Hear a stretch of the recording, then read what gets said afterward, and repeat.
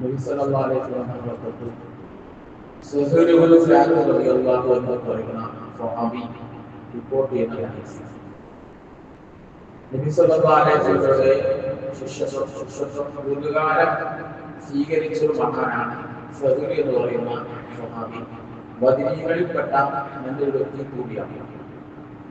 മഹാനവറുകൾ റസൂലുള്ളാഹിയെ ധരിക്കുന്നു. റസൂലുള്ളാഹി സ്വല്ലല്ലാഹു അലൈഹി വസല്ലം പറയുന്നു, സിത്താനി ലാ ബുഹർദാനി, രണ്ട് പ്രാർത്ഥനകൾ, ആ പ്രാർത്ഥനകൾ അല്ലാഹു തള്ളിക്കളയുകയില്ല. രണ്ട് സമയങ്ങളുണ്ട്. ആ സമയത്ത് നിങ്ങൾ അല്ലാഹുവോട് ദുആ ചെയ്യുമ്പോൾ, നിങ്ങൾ ദുആ ചെയ്യുകയാണെങ്കിൽ ആ സമയത്തുള്ള പ്രാർത്ഥന അല്ലാഹു തള്ളിക്കളയില്ല. ഏതൊക്കെയാണ് സഹിറെ ആ സമയം അറിയുമോ? സഹിറിനോട് റസൂൽ ചോദിച്ചു.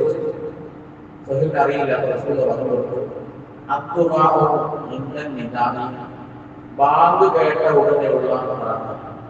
പള്ളിയിൽ ബാങ്ക് കൊടുക്കുമ്പോൾ ആ ഉസ്താദ് അല്ലെങ്കിൽ ആ വ്യക്തി ബാങ്ക് പറയുന്നത് പോലെ നമ്മൾ പറയും.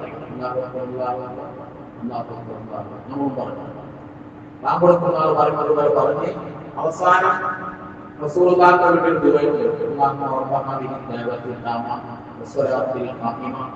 ആത്തി മുഹമ്മദ് വസീലത വൽ ഫദീലത വദറജത വദീലത വബറസു മഖാമൻ മഹ്മൂദൻ الذي وعد وارزقنا شفاعته يوم القيامة إنك لا تخلف الميعاد.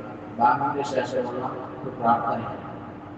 ആ പ്രാർത്ഥന നമുക്ക് കാണാതെ അറിയില്ലെങ്കിൽ മലയാളത്തിലെങ്കിലും അത് പഠിച്ച് പിന്നെ അതിന്റെ ശേഷമുള്ള ആവശ്യം അല്ലാഹുവോട് നാം ചോദിക്കുകയാണെങ്കിൽ അല്ലാഹു ഉത്തരം നൽകും.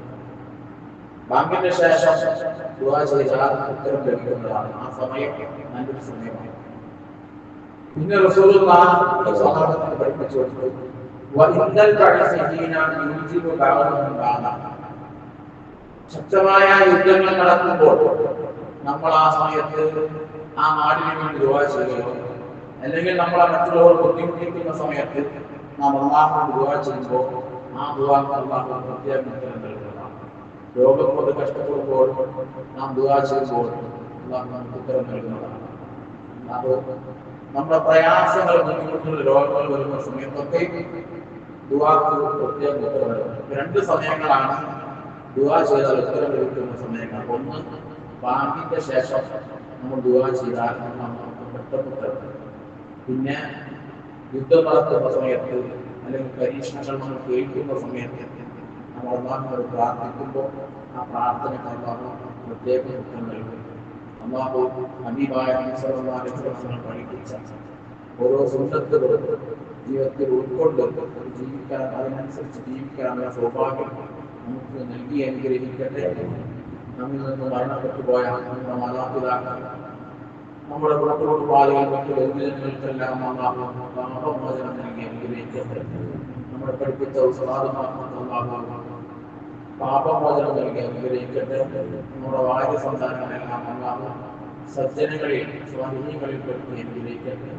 എല്ലാവിധ പ്രയാസങ്ങളിൽ നിന്നും അനുഗ്രഹങ്ങളിൽ നിന്നും ബുദ്ധിമുട്ടുകളിൽ നിന്നും അല്ലാഹു നമ്മെ കാത്തു രക്ഷിക്കട്ടെ. വാഹിദാവാനാണ് അൽഹംദുലില്ലാഹി റബ്ബിൽ ആലമീൻ.